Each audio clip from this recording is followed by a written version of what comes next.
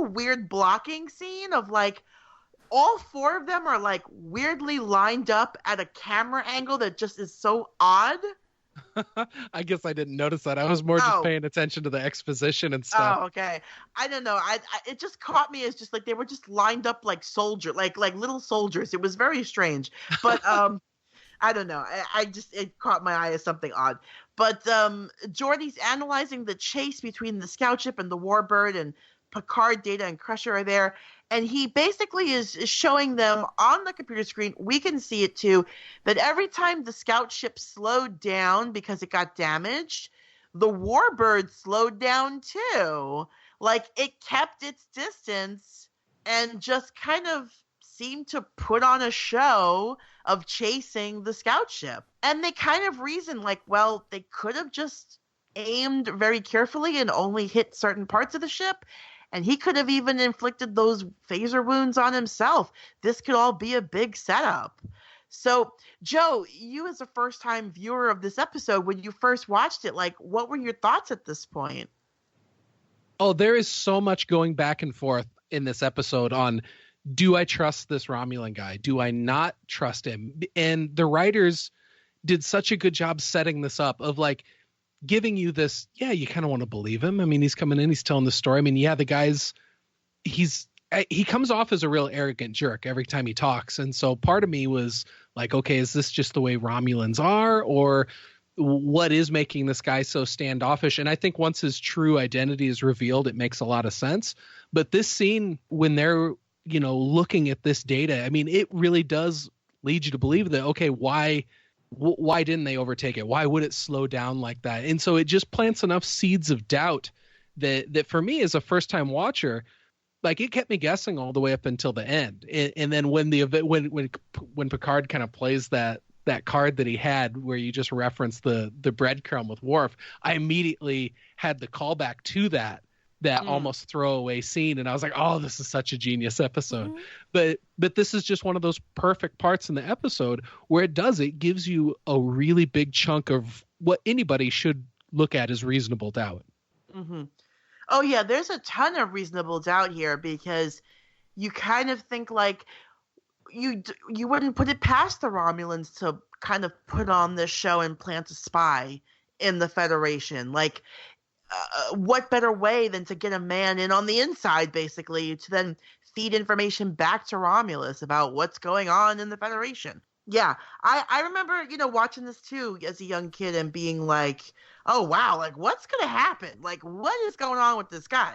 We get to oh, go ahead, Brooke, I'm sorry. Thanks a lot. You're just skipping me. No, I'm kidding.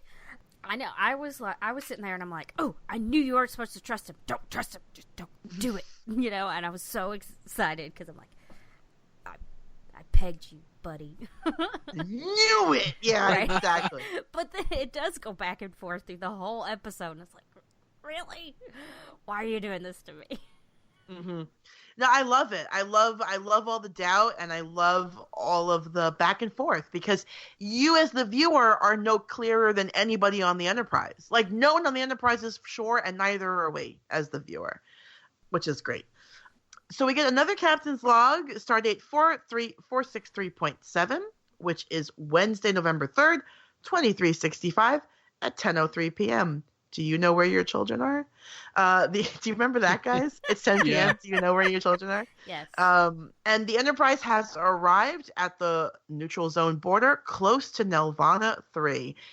They get another Priority 1 message from Starfleet.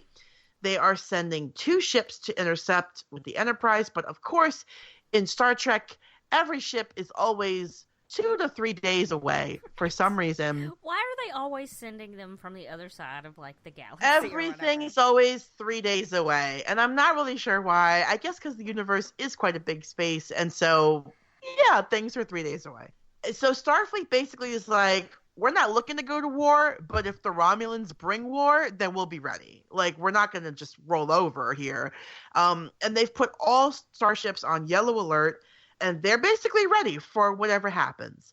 So Data comes into the ready room. Picard tells him he wants Data to program a Class 1 probe to launch. They'll study Nelvana 3, basically the entire planet, looking for any signs of the space. He also tells Data a very interesting thing here. He wants Data to be a dispassionate record keeper. So he's telling him, the next 24 hours, we could be starting a war. We don't know what's going to happen.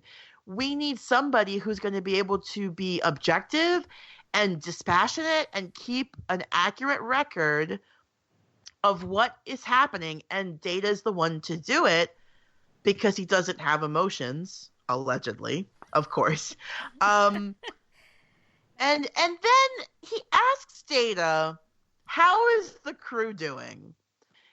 And I understand that they want to tie this back to that Henry V scene with the king, mingling with his troops before battle. But why in the world do you ask the emotionless android how people are feeling? That's like the silliest thing to me. That's a question you ask Counselor Troy. I mean, how's the crew? yes, you would ask Counselor Troy because she would respond. But, sometimes if you ask someone who has feelings, they're going to be, oh, no, we're fine. And audience, not everything was fine, Yeah. So I mean, I guess it's just like... He was just too lazy to call somebody else in there and ask them. That must be it.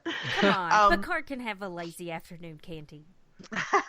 I'm sure it was just everything to do with the fact that it's a callback to the Shakespeare at the beginning. Mm-hmm. Because, I mean, that's something that, I guess I wouldn't say they deftly wove it into the plot if you're taking issue with it here. But, it's definitely something that's woven throughout the whole plot of this episode. Oh, it is. Yeah. And again, like, I understand why he asks Data what he asks him from a plot point of view. But at the same time, they give Deanna Troi one power. She can sense emotions. Hey, they give her the one she's two powers because she can telepathically communicate with other telepaths. No one else, apparently. Just other telepaths. Well, she can with Riker, actually. Well, they established that in the pilot. They have other connections. Well, this is PG shit. It just seems silly to me that you don't ask your empathic counselor, whose sole job it is to make sure to see how the crew is feeling, to ask them how is the crew feeling. And I don't know. If you're going from a character standpoint, maybe it's because he was talking to Data about being human and all that kind of thing, because he wants to be more human. He wants to figure out the nuances of how to be human and all that. So maybe from Picard's standpoint, he was just asking Data to see if he noticed anything in particular, and then off screen he goes and talks to Troy about it. Maybe, because I feel like that's where she does all her best work, apparently, is off screen. We don't get to see it. Exactly. Yeah, again, like, it's really just more of a nitpick with the characters. Like, why would you ask Data this question? But again, I get it. They are tying it back to the Henry V thing, because even when Data says to him, the crew is worried, but they're confident in you, sir, and he's like, all right, that's awesome. We'll go do the probe stuff I asked you to do. And then all by himself, Picard recites a line from Henry V where he says, now if these men do not die well, it will be a black matter for the king who led them to it. And of course, it is Picard just feeling the weight on his shoulders as their captain. Like, if I bring this whole crew into the neutral zone and we start a war here, like, and everybody dies, like, this is going to be on me. Like, this is on my shoulders. And he definitely is feeling that pressure because, I mean, who would want to do that? Nobody would want to be the cause of a war. That's absolutely right. I mean, I felt like as this episode went on, like, one of the things it did really well was it kept raising the stakes and simultaneously raising the tension along with it, just because, I mean, a lot is resting on Picard's shoulders here. And To me, they just did such a good job maintaining that balance all the way up until the reveal, at the end of it. You're absolutely right, Joe. They do keep ramping up the tension. Each time they sort of go a step further into investigating this thing, the tension gets higher and the stakes get higher. And everybody is just on edge. And you know that they're on edge because they're not sure if they can trust this guy, but they want to trust this guy because if they can avoid a war, of course they would like to do that. Riker and Troy are interrogating Sital.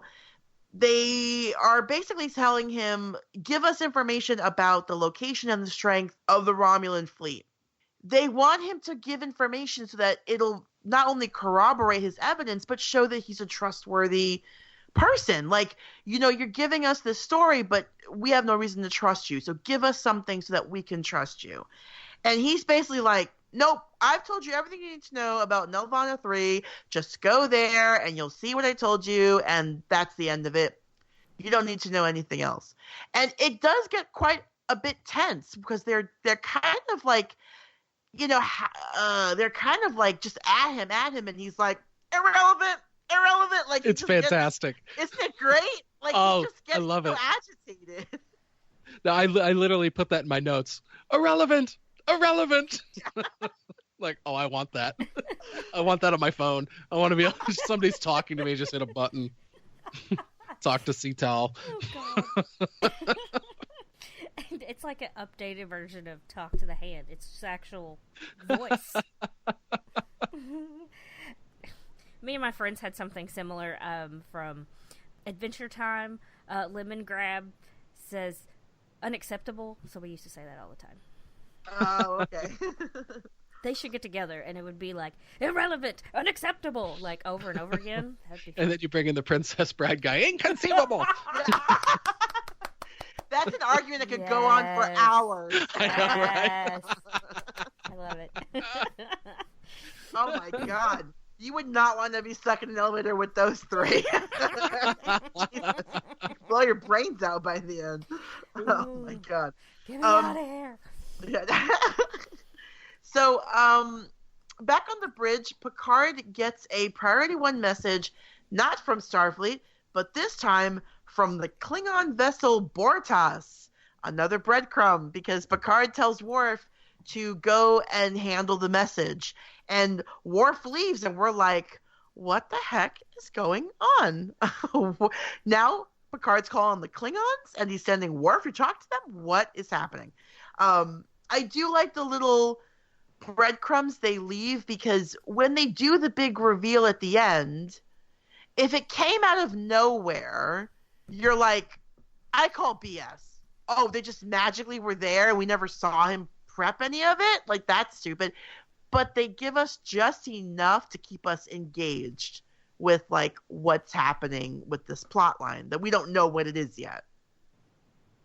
Oh, totally. I mean, because when they do the big reveal, it isn't like they give you the Kaiser Sose moment from Usual Suspects. I mean, you just got they assume that, hey, these are our fans. They're smart enough. They picked this stuff up. Exactly. And I can certainly remember, actually, when I watched this episode again for this podcast, I had forgotten about the big twist at the end. And so when it happens, I was like, that's right. That's why we had Worf talking to the Klingons. That's what that was. And it's such a great payoff to the little trail that they're leading you down. And I love that Picard was thinking 2 steps ahead of, like, yes. And very early. Yes, extremely early. Like, right away, he was like, I'm going to call the Klingons and I'm going to get them in on this. Like, from the beginning, Picard was like, in case we have to go into the neutral zone and we get into trouble, I want backup ready. Like, I want them there. Mm-hmm. So I just started thinking about Klingons. I'm sorry. Joe, do you know who Gowron is by any chance? Oh, God. Yeah, but only through memes. He's got the big, bulging eyes. Yes. And yes, so I there's that meme where he's, like, on top of a building or something like that, like a billboard.